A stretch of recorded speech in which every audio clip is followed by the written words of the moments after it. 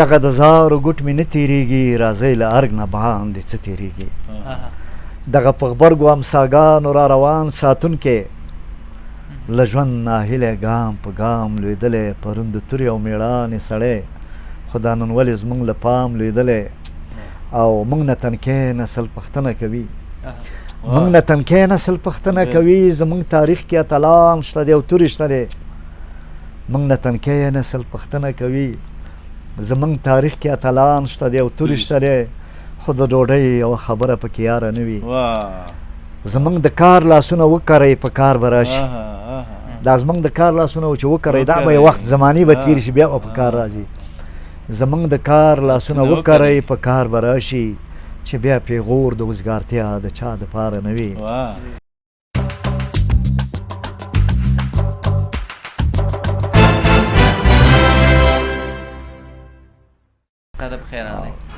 خیر نو زه هم د خوشحالۍ احساس کوم د خوشحالۍ ځای دی او دا ستاسو مینه وه چې نن دا قدمونه ما راواخیسته دې کتابخانې خواته یعنې په دغه ټولنه کې په دغه وروستو کلونو کې موږ ډېر خواږه دوستان د لاسه ورکړو ډېر درانه سندرغاړي پیاوړي نامتو سندرغاړي هم د لاسه ورکړو چې هغوی به همیشه دلته راتله د هغوی هنر زموږ دغه شاعري دلته غوړېدلې وه ځکه دلته که مخ غواړې نو دغه ګرانښت او پالل همدغسې وي لکه دانش صاحب چې موږ پاللي وي همیشه خپل درانه د کرښې دواړه خواته سندرغاړي دي که شاعران دي لیکوالان دي دا ټولې پاللي دي او نو دا سړی لږ ډاډمن شي چې دغسې یو ځای ځکه تمام ورځ د جنګونو او مایوسۍ خبرې سړی اوري خو دلته چې مخ واړی د پرمختګ خبرې دي د نوښت خبرې دي هم هنر دی هم لیکوالي ده هم هغه د او اسد استاد خو دلته زما مخکې ناست دی دانش صاحب چې دا زموږ د ټولو په هغه سختو شرایطو کې چې موږ پېښور ته لاړو چې دغه زموږ په شاعرۍ کې نوښت راغی نویوالی راغی که دا خپل خلک موږ ته ارزښت راکوي او موږ درنوي خو موږ په دغه باندې درنوي چې موږ د وخت هغه نوې خبرې موږ سره دي او هغه دانش صاحب و چې موږ به همیشه دې ته هڅولو موږ زموږ شاعرۍ ته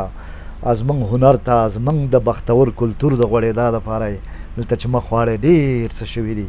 یوازې د هنر ادب دپاره نه دي شوي که اوس وویله زموږ شعر باید څه شی زموږ لیکوالي باید څه شی زراعت صنعت سیاست ټول دلته شته دي چې وایي ګورې نو زه هم ډېر خوشحاله یم چې دې سره په خوا کې ناست یم او داسې ډاډمن شوم په دې باندې زه یو څوک شته دی ځکه دغه ټولنه کې که اوس موږ ګورو زموږ غږ ورک دی موږ ورک یو خو نن ما خپل ځان پیدا کړ دلته او تاسو سره به دا خپل زړه درد دغه نو دغه د ما مخکې مې ویله شاعر که په خپله زمانه کې پاتې کېدل اوسېدل غواړي نو هغې سره باید که خپل خلک موږ ته ارزښت راکوي هغه د وخت وروستۍ خبرې د وخت وروستۍ خبرې دغه دي چې د وخت غوښتنه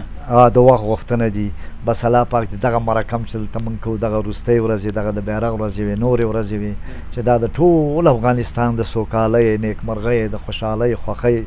ورځې وګرځي ورځې وګرځي دا نن نو دغه شعر هم دی چې وایي راځئ دغه د زارو ګوټ مې نه تېرېږي دغه د زارو ګوټ مې نه تېرېږي راځئ له ارګ نه باندې څه تېرېږي دغه د زارو ګوټ مې نه تېرېږي راځئ له ارګ نه باندې څه تېرېږي مرغان چې والوځي او بیا نه راځي زموږ سندرو کې باغونه نشته ونې نشته راځئ د دې یوه پوښتنه وکړو د دې ځنګل روغې لمنې نشته غر مو چاوړی دی درغنې نشته شولې م پخې دي او میچنې نشته دغه دیکان چې کروندې نه ستړی ستړی راشي ماښام په خپل دسترخوان وږی ناست دی د سرکاري سړک په بله غاړه د کراچۍ په تخته پروت جوالي د مزدورۍ په تمه تمه حیران وږی ناست دی دغه په غبرګو امساګانو را روان ساتونکې له ژوند ناهیلی ګام په ګام لوېدلی پرون د تورې او مېړانې سړی خو دا نن ولې زموږ له پام لوېدلی او موږ نه تنکی نسل پوښتنه کوي موږ نه تنکی نسل پوښتنه کوي زموږ تاریخ کې اتلان شته دی او تورې شته دی موږ نه تنکی نسل پوښتنه کوي زموږ تاریخ کې اتلان شته دی او تورې شته دی خو د ډوډۍ یوه خبره پکې یاره نه وي زموږ د کار لاسونه وکرئ په کار به راشي دا زموږ د کار لاسونه چې وکرئ دا به یو وخت زمانې به تېر شي بیا به په کار راځي زمونږ د کار لاسونه لاسونه وکرئ په کار به راشي چې بیا پیغور د وزګارتیا د چا دپاره نه وي او غږ او رڼا سره مزل کوو چې اوږد انتظار پیدا کوو غږ او رڼا سره مزل کوو چې اوږد انتظار پیدا کوو چې خپل تیاره کور ته ډیوه پیدا کوو لار پیدا کوو خپل اولادونو ته وطن ولرو کار پیدا کوو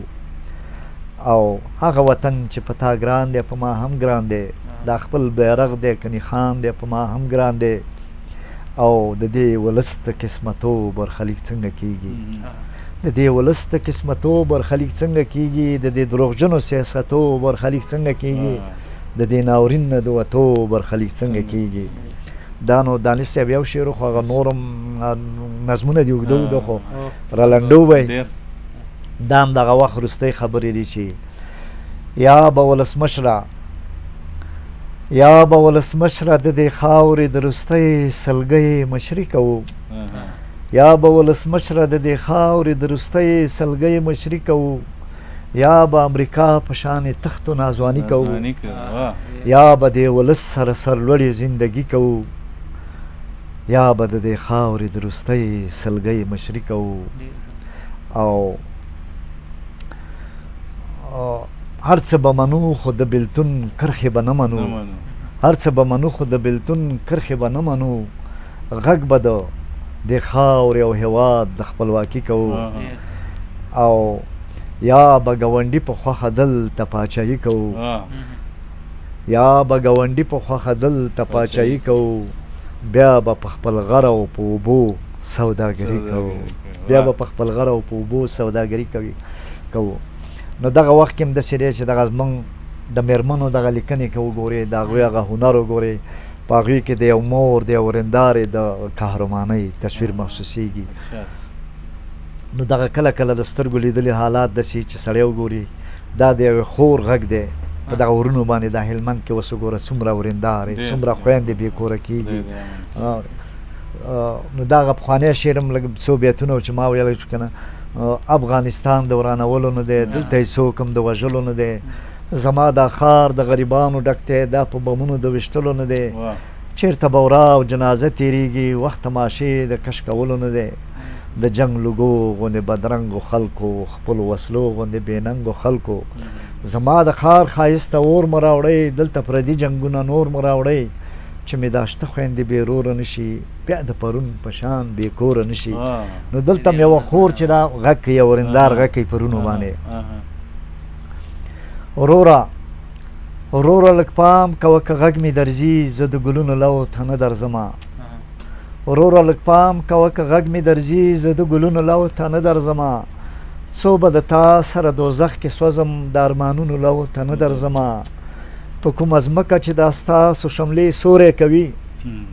په کومه ځمکه چې دا ستاسو شملې سوری کوي د لوپټو جنازه ولې داسې ړنګه لاړه هغې په کرښه په تړلي مزې ډېر وژړل هغه زمونږ غوندې بې څوکه شوه ملنګه لاړه ستاسو درنې شملې به نه ورانېدې که لوپټې مو ورانې کړې نه وې تا که ملالې ژړولې نه وې وروره په ژوند به دومره ستړی نه وې او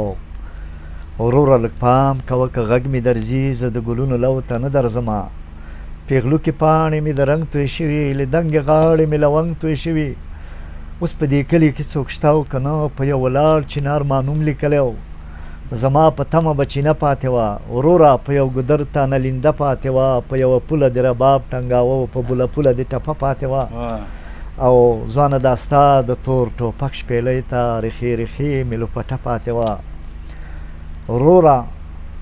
وروره د هغې خور دیدن ته راشه چې په نینځکو به ویده پاتې وه ستا د وطن د ځواني مرګ اختر کې چې د بنګړو په ارمان مړه پاتې وه زما د چپې خولې ګناه ده چې مېرمنه یمه ورځ د معاشر کې به له تا یوه پښتنه یمه ژاړم د ورونو په بېلتون کې ژاړم لکه دا کرښه د تورخم ولې اغزنه یمه او زما په خړو جامو مه شرمېږه کابله تا رانه مخڅله واړو زما دا رنګ چې کابلیان ښکاري دا د پنجاب ګرمۍ په بله واړو او زما د رنګ نه دومره پته لګي په دې ښایسته ښار کې بې وسه ښکارم ځکه چې هر څو مخ ته ټیکری ونیسم چې ځان ته وګورم بې کسه ښکارم زما په خړو جامو مه شرمېږه او کابله تا رانه مخڅله واړو زما دا رنګ چې کابلیان ښکاري دا د پنجاب ګرمۍ په بله واړو یو بل هم د سولې دغه دی چې دا د شاعرۍ کې سوله هم نه که نه نو دا مور ده پکې یوه معطفه ده پکې ځکه دا شعر رښتینی کوي عاطفه چې پکې عاطفي توري شي وایي په دې خاوره کې د سولې ورځ هغه وي چې نه څوک په نښه کېږي او نه ګوتې په ماشه وي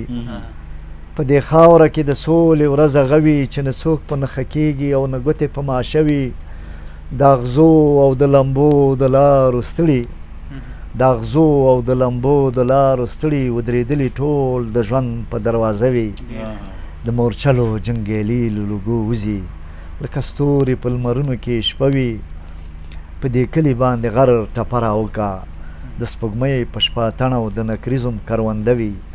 د دې نوي کوژده شوي ځوان په خوښه څو سندرې په بیرغ او څو سندرې په شمله وي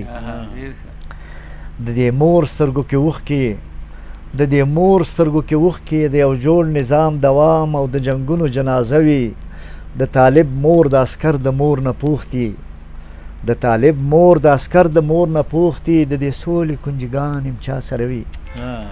د طالب مور د عسکر د مور نه پوښتي د دې سولې کنجګان یم چا سره وي چې زما او ستا زامن له جنګه راشي او زما څنګ کې دمه وي بل دا ستا څنګ کې دمه وي او مور رنځوره مور زهیره مور خفه وي مور رنځوره مور زهیره مور خفه وي چې د زوی لاس کې ټوپک وي چې د زوی لاس کې لینده وي مور رنځوره مور زهیره مور خفه وي چې د زوی لاس کې ټوپک وي چې د زوی لاس کې لینده وي مور رنځوره مور زهیره مور خفه وي چې د زوی جامې خیرنې او شلیدلې پیڅه وي مور رنځوره مور زهیره مور خفه وي چې زوی پردی مزدور او شړېدلې یې اوږه وي د طالب مور د عسکر د مور نه پوښتي د دې سولې کنجګان یم چا سره وي چې زما او ستا زامن له جنګه راشي یو زما څنګ کې دمه وي بل دا ستا څنګ کې دمه وي د دې مور سترګو کې اوښکې د یو جوړ نظام دوام او د جنګونو جنازه وي ډېره مننه خیر اوسې